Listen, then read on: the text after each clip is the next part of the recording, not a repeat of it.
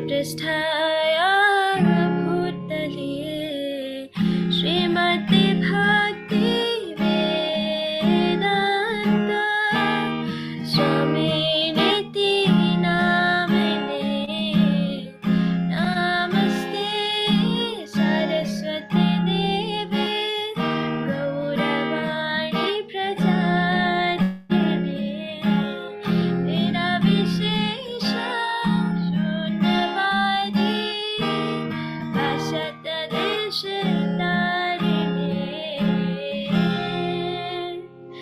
Jai Radha Madhav Kunj Bihari Jai Radha Madhav Kunj Bihari Jai Gopi Jan Vallabh Girivardhari Jai Gopi Jan Vallabh Girivardhari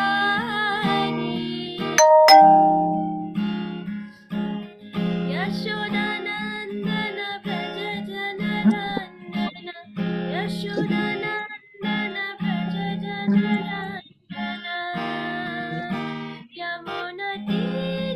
यमुनतीरावृतधारी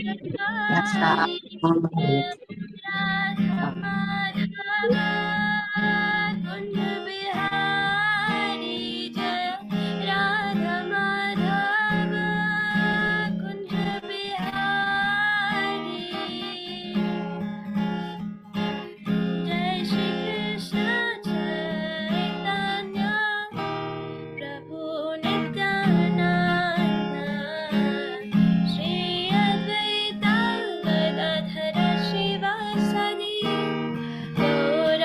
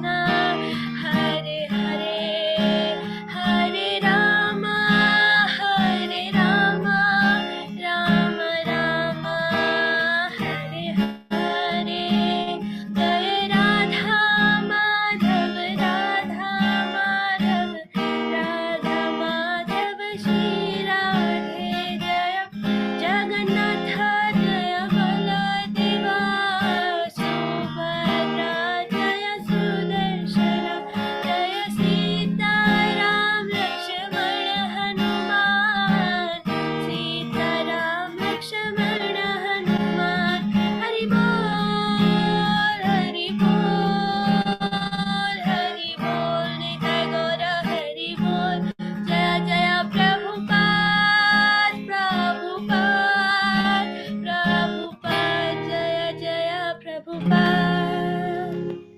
Hare Krishna Prabhupada. Thank you so much. We Hare have Krishna few rock Prabhuji. stars. Thank you. We have few rock stars in our group. Thank you. Prabhuji, And yes, Lalanjita Mataji will recite a poem. Lalanjita. Lagna? Yes, Mata yes, Lag? Prabhuji. Okay.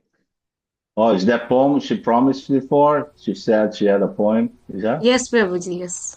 Oh, thank you. Thank you so much. Hare Okay. Krishna Thank you, Prabhuji. Neha.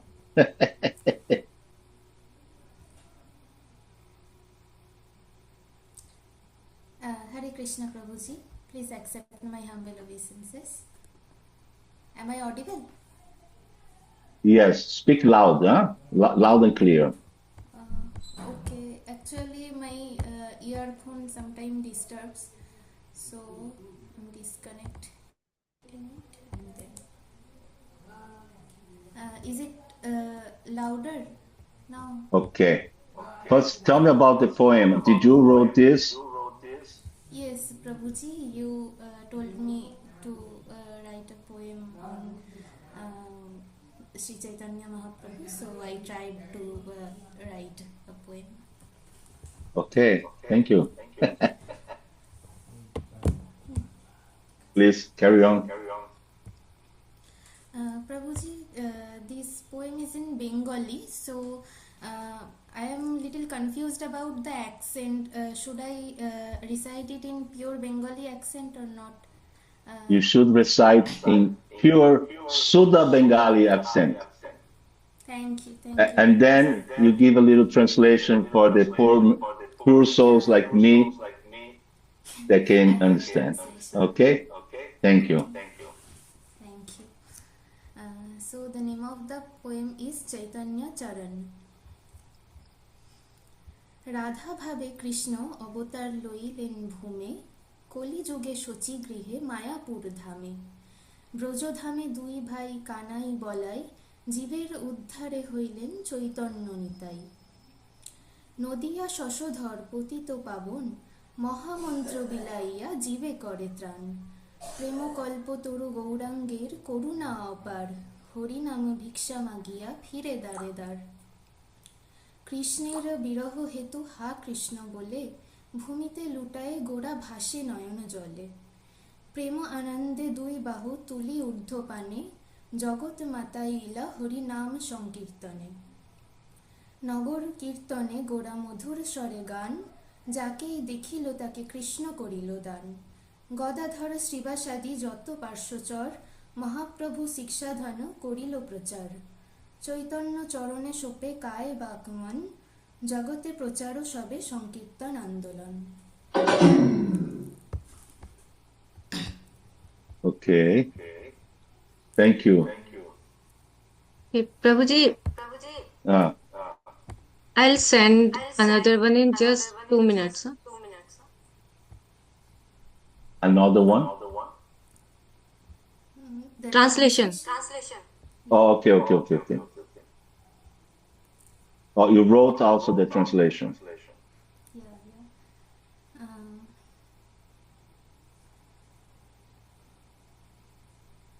Neha, if you can send it to me, to my WhatsApp, I appreciate it.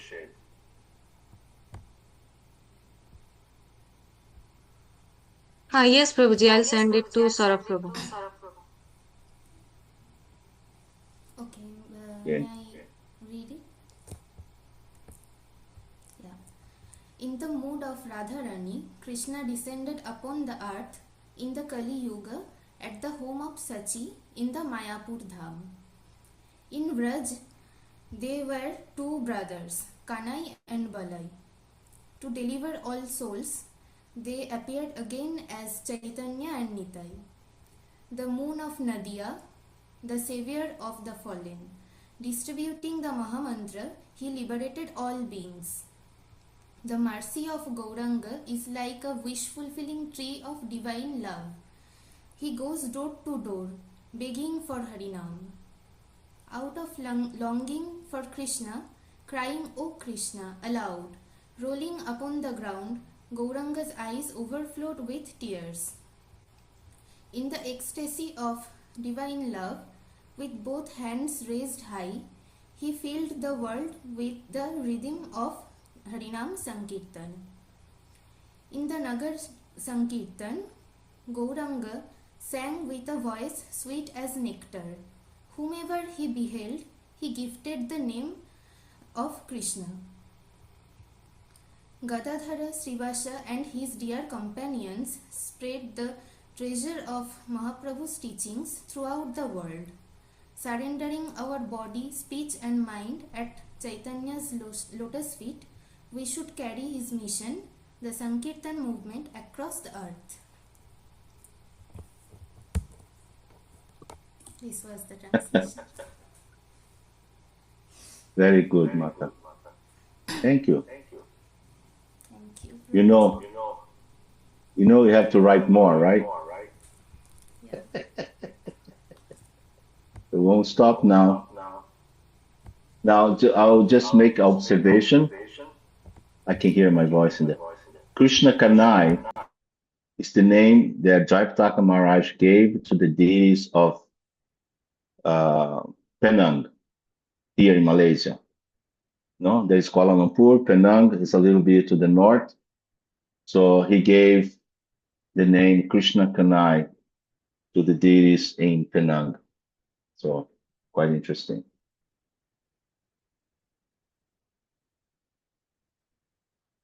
So Mata, you continues writing your poems, huh? Very nice. Thank you Next, so much. next poema can be the devotees facing obstacles in the Sankirtan movement, and they have great faith in the Lord to overcome those obstacles. Okay? Thank you. Hare Krishna. Hare Krishna. Where do you start reading now? Prabhuji from 10 at 1:30 a.m. 10:30 a.m. Okay. Okay, first, Nama Om Vishnu Padaya Krishna Prestaya Bhutale Srimate Bhakti Vedanta Swami Tinamine Namaste Sarasvati Devi Gauravani Pracharine Nivesesa Sunyavadi Paskata Desatarine Sri Krishna Chaitanya Prabhu Nityananda Sri Advaita Gadadara Swasadi Gaura Bhakta Vinda Srila Prabhupada Ki Jaya. Glorious to Srila Prabhupada. At 10:30 a.m., Prabhupada went to the 2-acre plot where a simple pandal had been erected in the center. His Vyasasana had been brought from Madras and was nicely decorated with flowers. In front of a small but enthusiastic crowd, he performed the foundation stone for the new temple. Where are we now? Which is this Gujarati? Where is Prabhupada now? We just left the last. Anyway, let's keep reading. The guest of honor, Sri B. Gopala Reddy, a former governor of Uttar Pradesh and historically the second chief minister of Andhra Pradesh, presented Prabhupada with a very large and colorful garland. Mr. Reddy gave a short speech, followed by Mahansa Swami and then Achyutananda Swami. At last, Prabhupada spoke. After these preliminaries, Prabhupada got off the Vyasasana and climbed down into the big hole in the ground with Achyutananda. A water pot with a coconut on top was placed at the bottom of the hole, along with the auspicious items such as amrita and flowers, as well as gold, silver, and copper coins. Then Prabhupada broke a coconut and poured the water over it all, with the sannyasi's palm soup. Prabhupada climbed back out and with a short speech unveiled a sacred marble commemorative plaque. Finally, he went back in the hole and laid a few bricks with cement. With the foundation proceeding over, he happily initiated 11 new Indian disciples from Mahansa Swami's party, distributing chanting beads and new names before returning to the house, leaving the sannyas to complete the ceremony with a fire sacrifice. We can have the next. I see a hand there. Anushka Mata. Hare Krishna. Hare Krishna. Encouraging news of book distribution continues to pour in to the great pleasure of His Divine Grace. Hridayananda Goswami reported progress in the Spanish and Portuguese language translations. Everything is going on nicely in my zone. In Caracas, some new men are now selling 100 Srimad Bhagavatams daily. And in one weekend, the Caracas temple had sold 1600 Bhagavatams and 4000 VTGs. We are now composing the Bhagavad Gita como LEE Portuguese for distribution in Brazil and Portugal, and it will go to the printer in about 2 or 3 months. I think that I'm supposed to be your secretary for February, so I hope you will not mind my foolish presence. Actually, I just want to surrender unto you completely. Everything is simply causing me pain except surrendering unto you. You are so great that I cannot conceive the extent of your glories. Please let me remain as a dog outside your door. Prabhupada listened carefully, smiling at the news, humbly appreciative of his disciples' glorification. He replied, I am glad to learn that everything is going on nicely in your zone. In South America, the people are not so rich nor so enlightened as their North American neighbors. But they are very nice people and somewhat pious, and that is their credit. Now just try to deliver Sri Chaitanya Mahaprabhu's message to them as you are doing. Go on publishing books more and more in Spanish and Portuguese. It is very good that you have concentrated all the production of Spanish and Portuguese literatures to Los Angeles. Please thank all the devotees of the Spanish BBT for the beautiful edition of Bhagavad Gita as it is. This book publishing was the most important work of my Guru Maharaj, and he ordered me to continue in the Western world. So I am very much indebted to all of you who are helping me to carry out the order of Srila Bhakti Siddhanta Saraswati Goswami. Please see that all of our books are translated as nicely as this edition of Bhagavad Gita as it is. Jagadish Prabhu also is thinking to come as my GBC secretary for the month of February. If you come in February, so I have no objection. I can have 3 dozen secretaries. If your business will not suffer, you are welcome anytime. I wish to remain with all my disciples together. But we have to do preaching work and therefore have to remain separate. But actually, there is no question of separation for one engaged in Lord Krishna's service. Prabhupada's comment about his desire to be with his disciples was neither flattery nor hyperbole.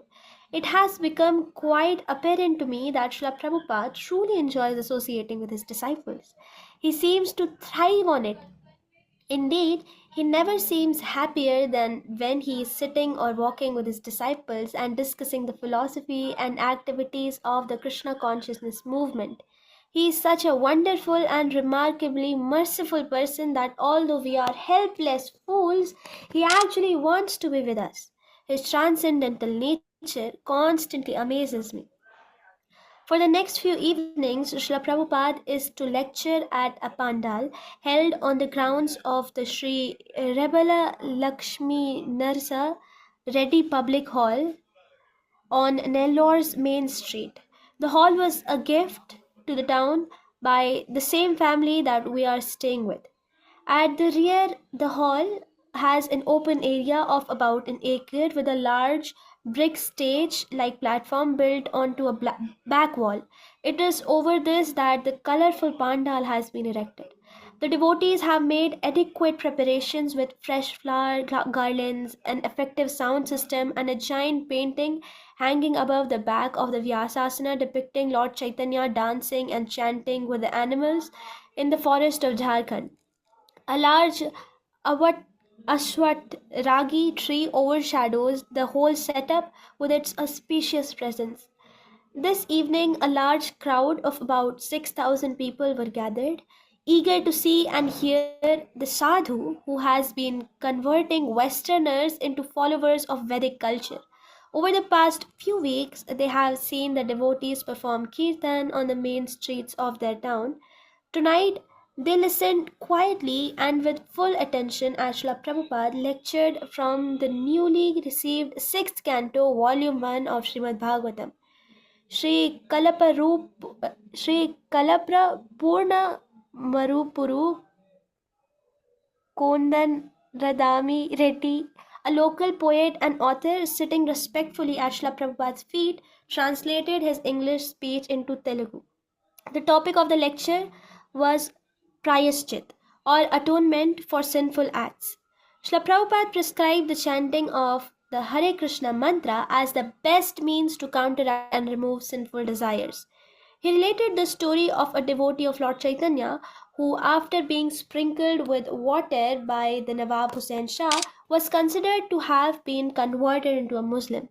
When the devotee asked a local Brahmana what atonement he should perform, he was told to drink a kilogram of molten lead, while another Brahmana recommended the same amount of hot ghee. Finally, the devotee went to Lord Chaitanya, who advised him to retire from family life, go to Vrindavan, and chant Hare Krishna.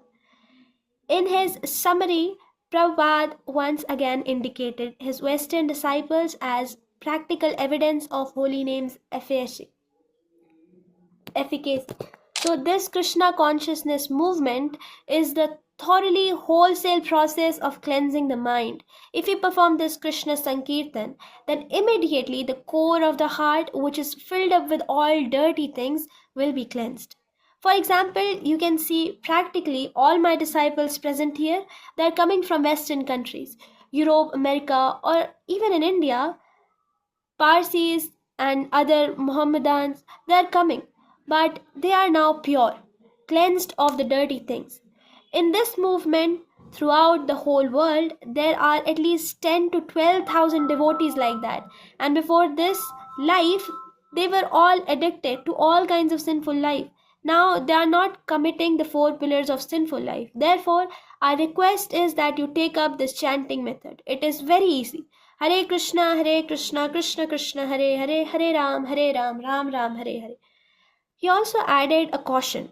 But one thing we must be very careful of, that we should not commit again sinful life. If you chant Hare Krishna mantra, you become free immediately from all sinful reaction. But if you commit again sinful life, that is your responsibility. Among the 10 kind of offenses, one is very grievous. Namanad balad yassihi papa buddhi. If one thinks that I am chanting Hare Krishna, therefore whatever sinful acts I am doing, it is becoming counteracted. Don't commit the mistake of the elephant that takes bath thoroughly and again throw dust on his body. The audience appeared greatly satisfied with the lecture. Afterward, the devotees requested Srila Prabhupada to remain on stage to make a presentation of gifts to various gentlemen who had become life members during the day's preaching. As they come forward one by one, Achyutananda Swami announced their names to the crowd, and everyone clapped as each man received a set of books from Srila Prabhupada's own hand. On the way back to the house, Srila Prabhupada told us that it is very good to tell a story in the middle of a talk. He explained that in Kali Yuga, people are less intelligent, so the Bhagavatam is ideal for this age because it gives instruction by the ways of stories. January 5th, 1976. On their preaching Mata, tour in... we have anybody raising their hand? Anybody wants to read? Pushpa Mata. Pushpa Mata. Thank you, Mata. Appreciate. Okay. Hare Krishna to everyone. January 5th, 1976, on their preaching tour in the south, Achyutananda and Yashodanandan Swami have met an assortment of spiritual practitioners who have their own interpretations and twists on traditional Vedic Siddhanta. Now they are taking full advantage of Prabhupada's association to get definitive answers to the challenges they regularly face. On the walk this morning, they played the role of impersonalists and challenged Prabhupada with a barrage of Mayavadi arguments. Yet no matter how hard they tried, they couldn't defeat the Vaishnav axes with which Prabhupada countered all their arguments. Sri G. Gopal Reddy, the president of the local Rotary Club, also accompanied Srila Prabhupada on the morning walk. He is the secretary of a committee that Mahasa Swami has formed for the new temple. The committee has been very active in making new ISKCON life members and obtaining pledges for construction work. Prabhupada was very happy to see him and thank him for his efforts. Upon noticing a colony of bhangis or untouchables, Mr. Reddy mentioned that the government was distributing land to them. He asked whether ISKCON was engaged in any sort of social welfare work because many people have asked him what our society did to benefit others. Prabhupada replied by asking him what he considered the best social welfare. When Mr. Reddy said serving the poor and the natives, Prabhupada told him, everyone is poor. Who is rich? First of all, find out who is rich. Srila Prabhupada went on to explain how everyone is poor because each of us must suffer disease, old age, and death. Adjustment of person's material condition can be done by anyone, but SCON as established for a different purpose. These things are being done by so many other people, and we are doing something which is ultimate. The hospital gives some medicine when there is some disease, but that doesn't mean there will be no disease.